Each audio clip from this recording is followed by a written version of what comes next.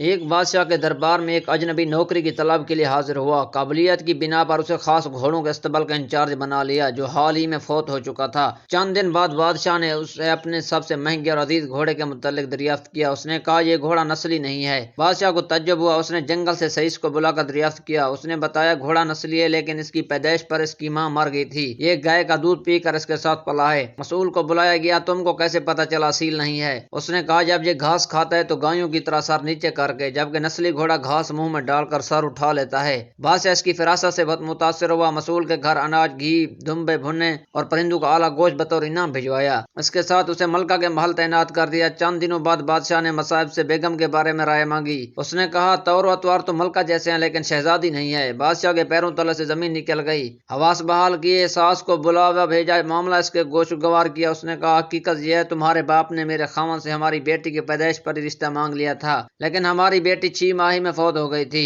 چنانچہ ہم نے تمہاری بادشاہ سے قریبی تعلقات قائم کرنے کے لیے کسی کی بچی کو اپنی بیٹی بنا لیا۔ بادشاہ نے مصاحف سے دریافت کیا تم کو کیسے معلوم ہوا؟ اس نے کہا کہ اس کا خادموں کے ساتھ سلوک جہلوں سے بدتر ہے۔ بادشاہ اس کی فراست سے خاصا متاثر ہوا۔ بہت سا اناج، بھیڑ بکریاں بطور انعام دیں، ساتھ ہی اسے اپنے دربار میں متعین کر دیا۔ کچھ وقت گزرا، مصاحب کو بلایا، اپنے بارے میں دریافت کیا۔ مصاحب نے کہا جان کی امان، بادشاہ نے وعدہ کیا۔ اس نے کہا نہ تو تم بادشاہ زادے ہو، نہ تمہارا چلن بادشاہوں والا ہے۔ بادشاہ کو تو آیا، مگر جان کی امان دے چکا تھا۔ سیدھا والدہ کے محل پہنچا۔ والدہ نے کہا یہ سچ ہے تم ایک چرواہے کے بیٹے ہو، ہماری اولاد نہیں تھی تو تمہیں لے کر پالا، بتا تجھے کیسے معلوم ہوا؟ اس نے کہا بادشاہ جب کسی کو انعام و اکرام دیا کرتے ہیں تو ہیرے موتی اور جواہرات کی شکل میں دیتے ہیں، لیکن آپ بھیڑ بکریاں، کھانے پینے کی چیزیں عنایت کرتے ہیں۔ یہ اسلوب بادشاہ زادے کا نہیں، کسی چرواہے کا ہی ہو سکتا ہے۔